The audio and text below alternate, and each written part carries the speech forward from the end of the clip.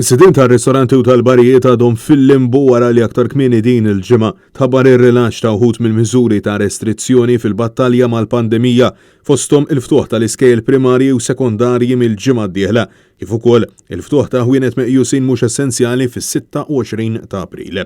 Madankollu matul il-konferenza tal-aħbarijiet indirizzata mill-Ministru Chris Fern akkumpanjat mis-Suprintendent tas-Saħħa Pubblika Charmaine Gauci ingħad il qabel ma jiftħu l-barijiet u r-ristoranti wieħed qatt irid jara s-sitwazzjoni kif tkun. X'ħaj jiġri wara 26 ta' April? Irridu naraw xi tkun is-sitwazzjoni.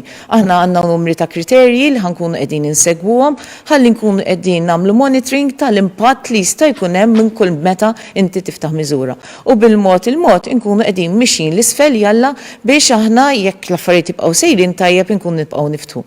Nifhem li ħafna stabbilimenti, restaurants oħrajn kollha jridu żmien qabel. U allura bħalma ħabbarna diġà aħna x'jista' jiġri fis-26 ta' April, eventwalment meta naslu għal entitajiet oħra nkunu qegħdin nagħtu iż-żmien ukoll meta jkunu mistejjin li jiftħu. L-isfidi kbar li qed jaffaċċjaw is-sidien tan-negozji kienu spjegati wkoll mill-President tal-Assoċjazzjoni tal-Istabbilimenti tal-Catering Ruben Buttigieg waqt il-programm NetLive fejn sostna li kull minnu f'dan il-qasam ħass li kellhom jiftħu fis-26 ta' April biex sal-ewwel ta' Ġunju meta mistennija nerġgħu nilqgħu l-turisti ikunu laħqu rrankaw. Aħna ma jistax jiġi turist u jkollna pajjiż mejjed. Għalina kienet ovvja li fis-26 ta' April kellhom jiftħu ir-ristoranti. Għalina ma kienx soluzzjoni oħra, ma kienx hemm alternattiva, kienet the only option. Buttigieg insista li l-Gvern ma jistax jgħid lis-sidien illi min għada ser jiftħu għax irid iżomm f'rasu illi l-kċina trid timtela u li l-ħaddiema jridu jissupplixxu l-merċa lil kulħadd. U insista li s-sidien ma jifilħux għal iżjed inċertezza u illi il-wage supplement mhux biżżejjed biex issalva negozju milli jagħlaq. Ristoranti ma jifilħux iżjed għalija.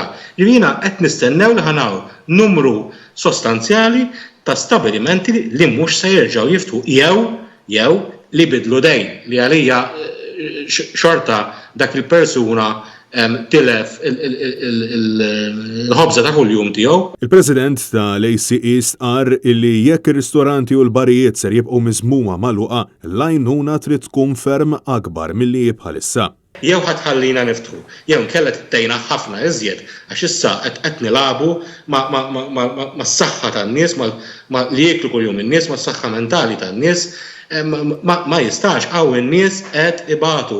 Min-naħa tagħha l-Assoċjazzjoni Awċija tat-Turiżmu qalet illi 3/4 tal-akkomodazzjonijiet f'Għawdex huma self-catering. Għalaqstant dawn kollha intesew għal kollox mill-Gvern fl-iskema turisti illi għandha tħajjarhom iżuru lil pajjiżna.